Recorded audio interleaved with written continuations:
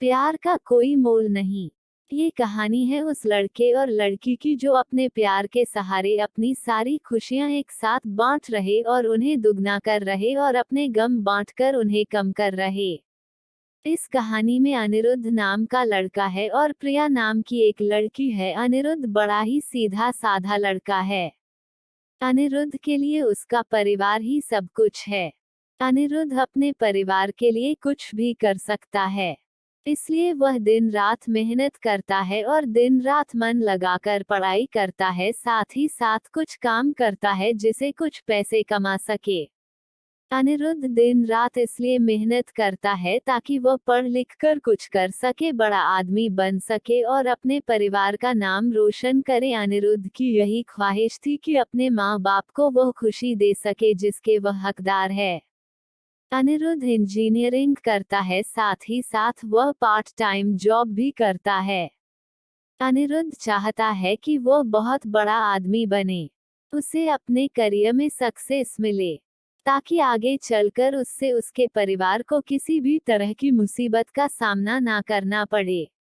अनिरुद्ध रोज की तरह अपने ऑफिस जा रहा रहता है। वहां आज उसके ऑफिस में एक प्रिया नाम की लड़की ने न्यू ज्वाइनिंग की होती है। प्रिया को देखते ही अनिरुद्ध को उससे प्यार हो जाता है, पहली नजर वाला प्यार। प्रिया भी अनिरुद्ध की तरह ही सीधी साधी लड़की होती है जिसके लिए उसका परिवार और उसका फ्यूचर ही सब कुछ है। वह अपने माँ बाप का हाथ बटाने के लिए पढ़ाई के साथ साथ पार्ट टाइम जॉब भी करती हैं। प्रिया लेकिन अनिरुद्ध से थोड़ी सी अलग है। अनिरुद्ध अपने माँ बाप के कहने पर चलता है, जैसा वह कहते हैं वो वैसे ही करता है, लेकिन प्रिया अपने सपनों को जीना चाहती है, वह अपने सपने पूरे करना चाहती है, उसका जो दिल चाहता है वह वही करती है। उसने कभी दुनिया की फिक्र नहीं की, लेकिन उसके परिवार की पुरानी सोच उसके सपनों के आड़े आ गई, इसलिए प्रिया अपने सपने अब तक जी नहीं पा रही थी। पर उसके मन में अभी आशा जगी हुई थी, उसका भगवान में भी काफी विश्वास था। उसे यकीन था कि एक न एक दिन उसके सपने जरूर पूरे होंगे। जब अनिरुद्ध और प्रिया की पहली मुलाकात हुई, अनिरुद्ध उसे अपना दिल दे बैठा। उस दिन से दोनों में दोस्ती हो गई। प्रिया को अनिरुद्ध का स्वभाव अच्छा लगने लगा। अनिरुद्ध हर वक्त उससे बात करता, उसका छोटी छोटी चीजों में मदद करता, हर वक्त उसका ख्याल रखना, हमेशा उसे पूछना कि उसने खाना खाया कि नहीं। धीरे धीरे प्रिया भी अनिरुद्ध को पसंद करने लगी थी। फिर एक दिन अनिरुद्ध ने प्रिया से अपने प्यार का इजहार किया और प्रिया ने भी हाँ कह दी, क्योंकि प्रिया को भी प्यार चाहिए था। वो हमेशा अकेली थी, अंदर से उसे कभी इतना प्यार नहीं मिला किसी से, और ना ही किसी ने कभी उसकी परवाह की। अनिरुद्ध का ऐसा स्वभाव, प्यार भरा और परवाह करने वाला देखकर प्रिया ने उसके प्यार को कबूल किया और अपने प्यार का भी इजहार किया। इसी तरह दोनों एक साथ घूमते मिलते, एक दूसरे से बातें करते और अपने प्यार के खुशियों के पल समेटते रहे।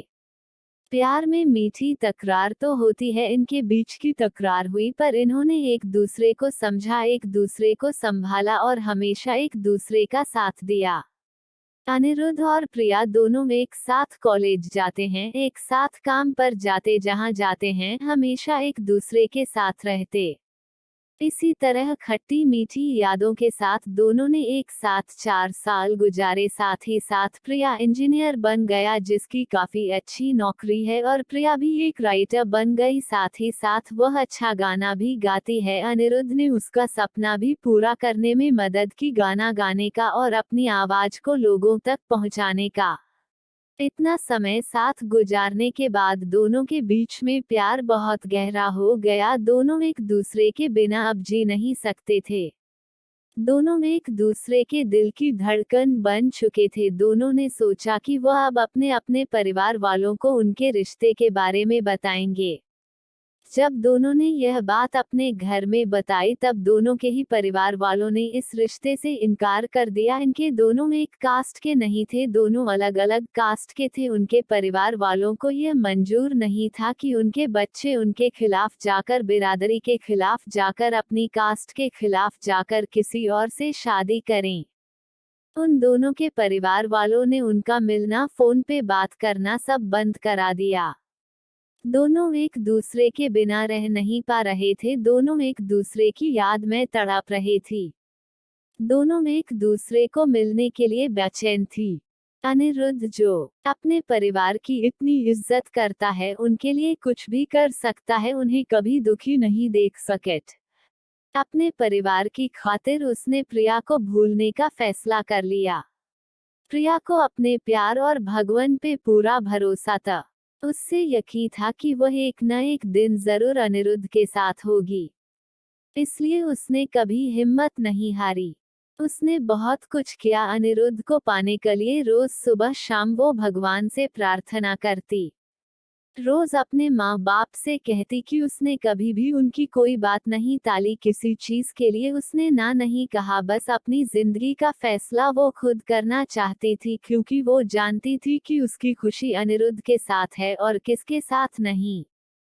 प्रिया अकेले ही अपने प्यार के लिए लड़ी, उम्मीद कायम रखी, भगवान पे भरोसा रखा और एक दिन उसके परिवार वाले मान गए। काफी कुछ प्रिया ने सहा, काफी गिले शिकवे हुए, नाराजगी हुई, लेकिन आखिर में सच्चे प्यार की जीत हुई।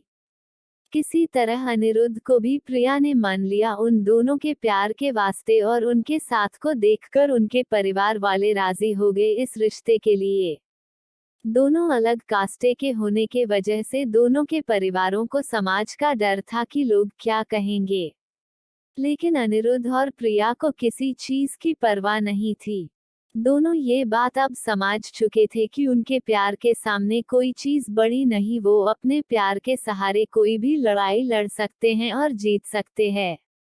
आज के जमाने में कुछ लोग ऐसे भी हैं जो अब भी जात पात ऊंच नीच को मानते हैं, पर इस कहानी से हमें यही सीखने मिलता है कि प्यार की कोई जात नहीं होती, प्यार का कोई धर्म नहीं होता, प्यार तो प्यार होता है जिसके सहारे जिंदगी खुशी से जी सकते हैं।